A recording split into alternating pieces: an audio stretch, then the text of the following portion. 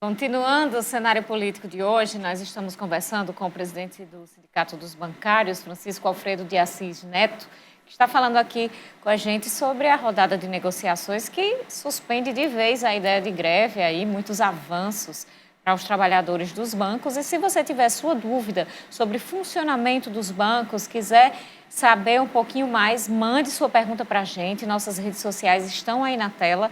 E você sabe que também pode falar sobre qualquer assunto que envolva política, especialmente eleições, porque o negócio já está começando a esquentar, né, Vonúvio? Exatamente, Carol. Está esquentando e com as convenções a gente vai ver a definição das chapas. O que a gente tem hoje são 10 chapas formadas, mas apenas a que foi confirmada no final de semana, da Bianca Negreiros, aparece a sua vice, né, que vai ser uma chapa formada aí por mulheres. As demais, né, não apresentaram ainda seus candidatos a vice. Então, o que a gente vai ver, além das confirmações dos partidos quanto a essas majoritárias, é justamente a composição com os seus respectivos vice. E a primeira convenção para a candidatura à Prefeitura de Mossoró aconteceu no sábado. O partido Podemos definiu uma chapa com 2 mulheres. Neste final de semana aconteceu em Mossoró a convenção do partido Podemos, que oficializou o nome da empresária Bianca Negreiros para disputar as eleições 2020 e concorrer à cadeira do Executivo moçoroense. A empresária é do estado do Roraima, mas mora em Mossoró desde a infância.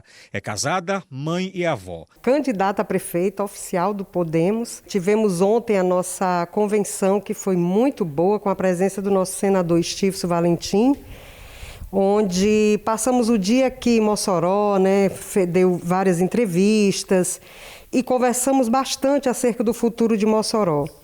Então, realmente, nós estamos traçando essas propostas e logo nós vamos colocar à disposição da população. De acordo com a candidata, o Podemos decidiu não fazer uso do fundo partidário na campanha. E o teto estabelecido para os gastos é baixo. E mesmo assim, não corre o risco dos valores utilizados serem superior ao limite determinado. O Podemos não vai fazer uso do fundo eleitoral, já foi devolvido, já foi conversado com o Podemos Nacional, como também já foi devolvido o fundo partidário, onde o Podemos, no Rio Grande do Norte, economizou mais de 80% do fundo partidário.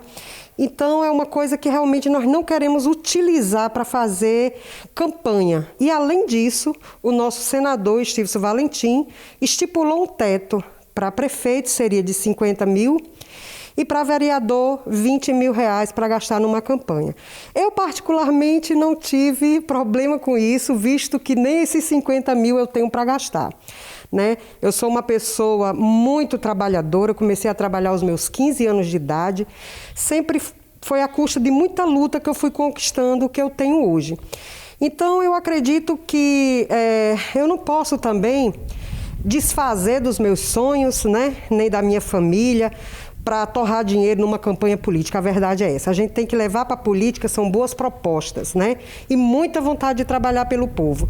É essa a nossa vontade, é isso que o nosso partido determina, que a gente vá para a campanha com propostas. É esse o nosso diferencial. A chapa definiu a sua chapa, está aí. A gente já tem participação aqui do Aldo Ferreira, dizendo que vai existir aí uma surra de saia. Pessoal, não é toda hora que a gente pode ler todos os comentários completos, tá bom? Mas muito obrigada pela sua audiência, viu, Aldo? E é o que vem por aí, viu, Vonúvio? Muita disputa do pessoal que está em casa assistindo, mas nós vamos trazer aqui a cobertura de todas as convenções que formarem chapas à Prefeitura de Mossoró. A gente não vai trazer de todos os partidos que vão participar da disputa ali, a proporcional, a Câmara Municipal, porque afinal são muitos partidos, mas a majoritária você vai acompanhar aqui no cenário político. Então fique ligado que essa semana já tem convenção marcada. E hoje teve novidade também em relação a decreto governamental em relação a coronavírus, anúncio do governo do estado, não é, Vonúvio? Exatamente. Isso é um fato curioso, Carol. Polêmico. Um fato curioso com relação a a convenção de Bianca, ela mudou seu nome de Bianca Negreiros para Bianca de Stevenson. Exato, é mesmo. Ele é o presidente do partido no Rio Grande do Norte, então para ela vai ser mais fácil ser chamada de Bianca de Stevenson. Acho que ela percebeu eu acho que foram 2 semanas, não, acho que chegou a um mês, desde que foi anunciada a pré-candidatura até a convenção, que todo mundo perguntava, quem é Bianca? É a do partido de Stevenson, então eles já definiram Bianca de Stevenson. Isso. Carol, falando sobre a pandemia, o governo do estado diz que as aulas na rede pública do estado do Rio Grande do Norte só vão retornar de forma presencial em 2021. Sobre este assunto, o diretor da 12ª DIREC comentou a decisão do governo de adiar o retorno das aulas para o próximo ano. Nós, da 12 DIREC, recebemos aqui a notícia dada pela governadora Fátima sobre o retorno presencial das aulas somente em 2021.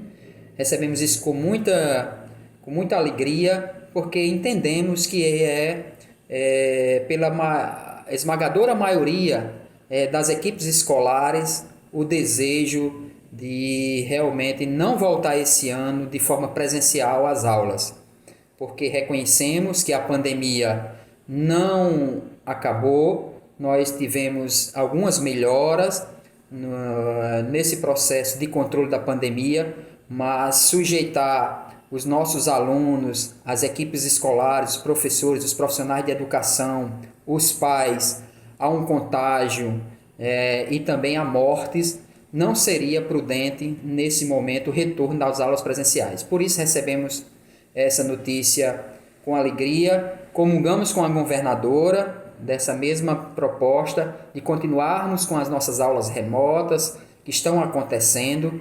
Os professores e as equipes escolares, junto com os alunos, se desdobrando para fazer valer as aulas remotas e a sua qualidade e o processo de ensino e aprendizagem. Vamos preparar as escolas durante esses 2, 3 próximos meses para atendermos aos protocolos de biossegurança e o próximo ano, se Deus quiser, e aí talvez já tenhamos uma vacina, nós possamos voltar de forma presencial às aulas. É isso que a 12 DIREC tem para comunicar a toda a comunidade escolar. Pois é, tá aí o Sindicato dos Trabalhadores já havia anunciado realmente, Ivanildo, que iria, fez uma ameaça de greve ali, caso as aulas voltassem realmente no dia 5 de outubro.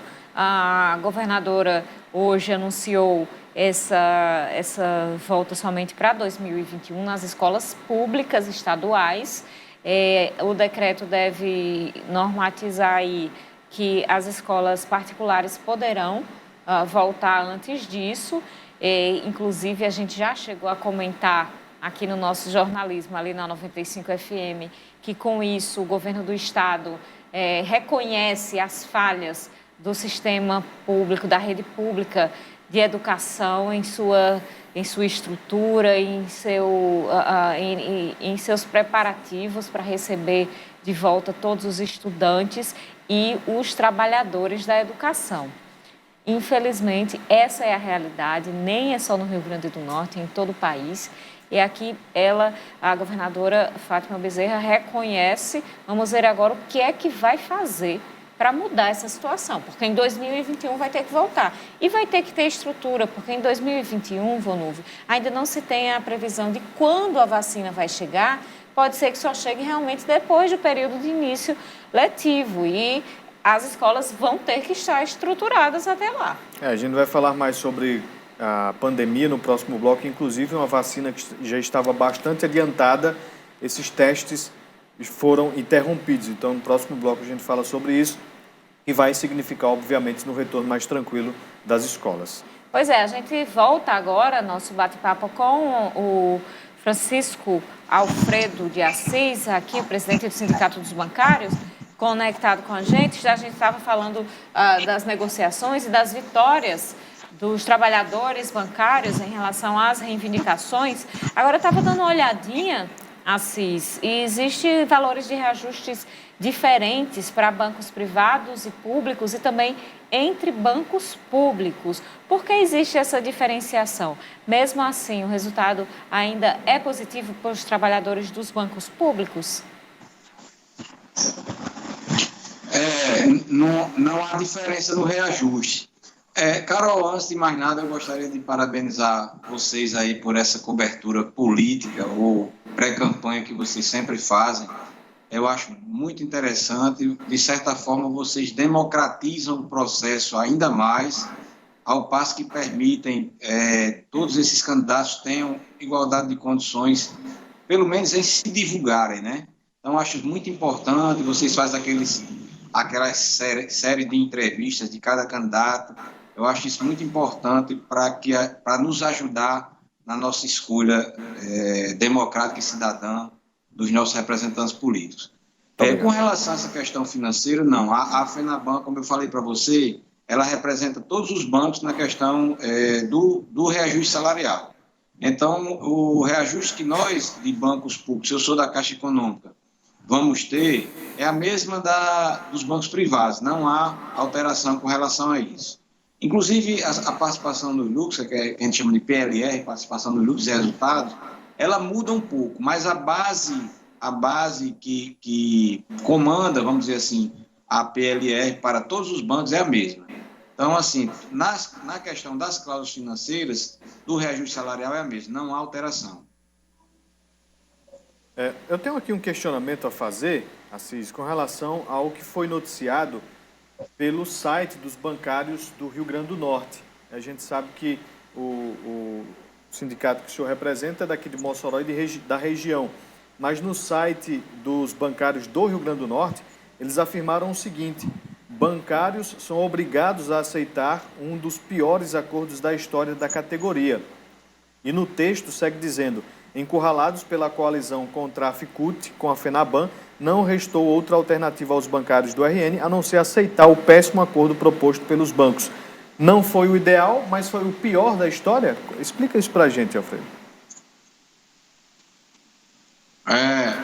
Na realidade, esse sindicato dos bancários do RN, que não representa a nossa base é Mossoró e região, eles representam a base de Natal e região. Às vezes até confunde um pouco, a própria imprensa às vezes confunde isso. Na realidade, eles não estão representados por nenhuma das confederações que sentam na mesa de negociação. Então, assim, eles têm uma postura mais crítica com relação a isso, eu entendo, mas discordo de alguns pontos. Por exemplo, existia uma época que nem negociação tinha, né? Ou existiram épocas que na negociação não tinha sequer reajuste. Isso perdurou durante muito tempo, como, por exemplo, no governo de Fernando Henrique Cardoso, onde os bancos públicos, por exemplo, perderam grande parte os bancários do seu poder aquisitivo, porque não existia ganho nenhum, ganho real e nem sequer reposição da inflação. Então, isso aí é um engano. Ele deve estar, talvez, se referindo a 15, 20 anos para cá, que foi depois que 2003, 2002, que os governos mais progressistas, como o PT, assumiram, e mesmo nós tendo que fazer, nós bancários tendo que fazer greve, etc., mas conseguimos realmente propostas do ponto de vista de ganho real bem melhores, né? Hoje a gente está brigando, né? Porque assim, existem os bancos privados e os bancos públicos, né? E nós dos bancos públicos, nossos patrões é o governo, nosso patrão é o governo. E os bancos privados são os banqueiros dos bancos privados, os proprietários. Acontece que na mesa de negociação todos estão juntos, né? E hoje o que é que nós temos? Nós temos banqueiros comandando o país, né? Nós temos, por exemplo, Paulo Guedes, que é um banqueiro, né? Nós tivemos agora recentemente uma atividade altamente suspeita, onde o Banco do Brasil praticamente cedeu uma carteira que valia 3 bilhões de reais por 376 milhões ao BTG, banco que foi fundado por Paulo Guedes, né? Temos o Rodrigo Maia, que é o presidente da Câmara, um político que é bancado pelo BMG, as campanhas dele são bancadas pelo BMG, o Banco BMG, né? Então, assim, toda essa articulação, toda essa questão maior, ela passa pelo governo federal. Sempre passou, no próximo bloco, sempre passará. No próximo bloco a gente continua, vamos ter que fazer um rápido intervalo e daqui a pouco a gente volta.